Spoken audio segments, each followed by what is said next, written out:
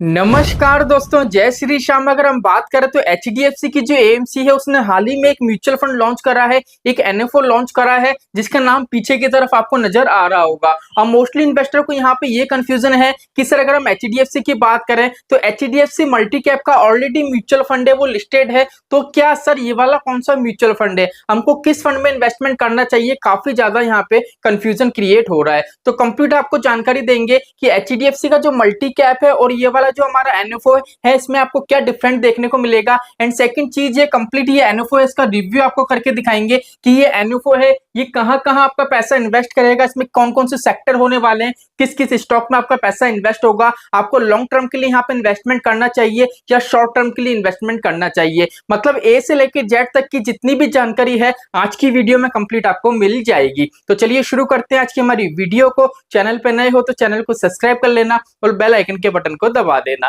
तो चलिए शुरू करते हैं। यहाँ पे देखो, पहली चीज तो अगर हम बात करें तो इंडिया का ये second multi cap index fund है। इससे पहले एक नावी का आया था, उसमें मैंने वीडियो बनाई थी, वो इंडिया का first multi cap index fund था। और उसके बाद जो एचडीएफसी लेके आया है ये है इंडिया के अंदर सेकंड नंबर पे, जो यहाँ पे आपको दिख रहा होगा। अब बात करते हैं इस फंड की। अगर हम इस एनएफओ की बात करें तो इसके नाम में ही इसका पूरा मतलब छुपा हुआ है। देखो, HDFC Nifty 500 multi cap 50-25-25 index fund. अब मोस्टली क्या होता है, यहाँ पे मल्टी कैप लिखा हुआ है तो काफी व्यूअर्स है, काफी ऐसे इन्वेस्टर है जिनको ये लगता है कि ये मल्टी कैप का फंड है। तो देखो, ये मल्टी कैप का फंड नहीं है। साइड में आपको इमेज दिख रही होगी, ये देख लीजिए, यहाँ पे लिखा हुआ है इंडेक्स फंड। अब यहाँ पे क्या है देख लीजिए, ये मल्टी कैप कैटेगरी का इंडेक्स फंड है, जैसा कि मैंने ऊपर लिखा हुआ है मल्टी कैप इंडेक्स। ठीक है, तो मल्टी कैप कैटेगरी का इंडेक्स फंड है, इसलिए यहाँ पे देख लीजिए इंडिया का ये second multi cap index fund है। ठीक है, अब ये मल्टी कैप यहाँ पे लिखा हुआ है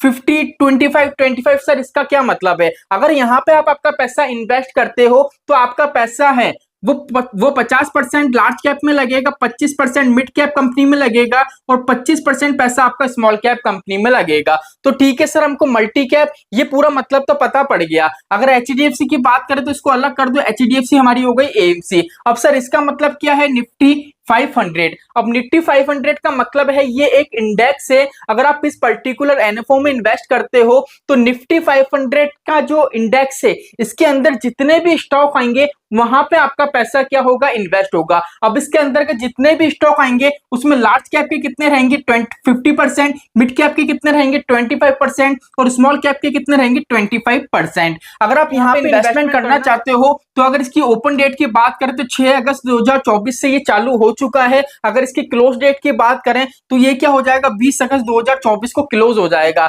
अगर 6 तारीख से लेकर 20 तारीख तक, ठीक है, जो एनएफओ का टाइम पीरियड है, इस टाइम पीरियड में अगर आप इन्वेस्टमेंट करते हो तो यहाँ पे 100 रुपए की आप एसआईपी कर सकते हो और मिनिमम 100 रुपए का आप लमसम कर सकते हो। अगर इस टाइम ड्यूरेशन के हिसाब से अगर आप इन्वेस्टमेंट करते हो तो अभी के टाइम में क्या होगा, 10 रुपए की एनएवी के हिसाब से आपको सारे के सारे यूनिट अलॉट होंगे। जैसे मान लीजिए आप इन्वेस्ट करते हो 100 रुपए, तो 10 रुपए का यूनिट थे, तो सिंपल ये क्या होगा, आपको 10 रुपए एनएवी है तो सिंपली आपको जो यूनिट अलॉट होंगे वो कितने होंगे, 10 यूनिट अलॉट हो जाएंगे। तो इस तरीके से यहाँ पे इन्वेस्टमेंट चलेगा। अब मान लीजिए इस टाइम पीरियड के बीच में आपने इन्वेस्टमेंट करा तो मोस्टली इन्वेस्टर को ये लगता है कि सर हमने पैसा इन्वेस्ट कर दिया, हमारे बैंक से पैसा कट गया, लेकिन हमारे डेस्क बोर्ड में इन्वेस्टमेंट शो नहीं हो रहा है। तो देखो, जितने भी एनएफओ है, किसी भी एनएफओ में इन्वेस्ट करो उसमें जो यूनिट अलॉट होता है उसमें काफी ज्यादा टाइम पीरियड लगता है। इसलिए यहाँ पे देख लीजिए अलॉटमेंट डेट लिखी हुई है। अगर आप पैसा इन्वेस्ट करते हो तो 23 अगस्त 2024 तक आपके डेस्क बोर्ड में शो हो जाएगा, आपको यूनिट अलॉट कर दिए जाएंगे। ठीक है, तो सिंपल यहां तक की कहानी थी जो मैंने बिल्कुल डिटेल में आपको बता दी है। अब बात निकल के ये आती है कि सर अगर हम यहाँ पे इन्वेस्टमेंट करें तो इसका बेंचमार्क क्या होगा, ये किस इंडेक्स को फॉलो करेगा। वैसे तो मैंने ऊपर की तरफ ही आपको बता दिया था, फिर भी देख लीजिए नीचे लिखा हुआ benchmark Nifty 500 multi cap 50-25-25 total return index. ये इंडेक्स को फॉलो करेगा और इस इंडेक्स के अंदर जितनी भी लिस्टेड कंपनी है वहां पे आपका पैसा इन्वेस्ट होगा। तो पहले बात कर लेते हैं कि सर अगर हम यहाँ पे इन्वेस्ट करें तो कौन कौन से सेक्टर हैं जहां पे हमारा पैसा इन्वेस्ट होगा। तो चलिए पहले हम देख लेते हैं। तो देख लीजिए, अगर हम बात करें फाइनेंशियल सेक्टर की, तो फाइनेंशियल सेक्टर में आपका पैसा इन्वेस्ट हो रहा है 25.1%। कैपिटल गुड्स की बात करें तो 8.77% है। टेक्नोलॉजी की बात करें तो 8.3% है। ऑटोमोबाइल्स की बात करें तो 7.32% है। हेल्थ केयर की बात करें तो 7.09% है। कंस्ट्रक्शन की बात करें तो 3.41 है। एंड बाकी के जितने भी देख लीजिए सेक्टर हैं, स्क्रीन पे आपको कंप्लीट शो हो रहे होंगे। अब बात आते हैं कि सर आपने सेक्टर बता दिए, लेकिन इन सेक्टर के अंदर कौन कौन से ऐसे स्टॉक है जहां पे हमारा पैसा इन्वेस्ट होगा। तो देखो, मैं आपको डिस्क्रिप्शन में एक लिंक दूंगा। सिंपली आपको क्या करना है, जो स्क्रीन पे आपको एक चार्ट नजर आ रहा है, जैसे मान लीजिए अगर आप फाइनेंशियल सेक्टर है, अगर आप फाइनेंशियल सेक्टर पे क्लिक करोगे तो फाइनेंशियल सेक्टर के जितने भी स्टॉक है वहां पे सिंपली आपको लिखा हुआ आ जाएगा और वहां पे आपको वेटेज भी पता पड़ जाएगा। तो लिंक डिस्क्रिप्शन में उस पर क्लिक कर देना, वहां पे आपको चार्ट दिख जाएगा। चार्ट पे अगर जिस सेक्टर पे आप क्लिक करोगे उस सेक्टर में आपको कंप्लीट पता पड़ जाएगा कि इस स्टॉक में पैसा इन्वेस्ट होगा और किस वेटेज से आपका पैसा इन्वेस्ट होगा।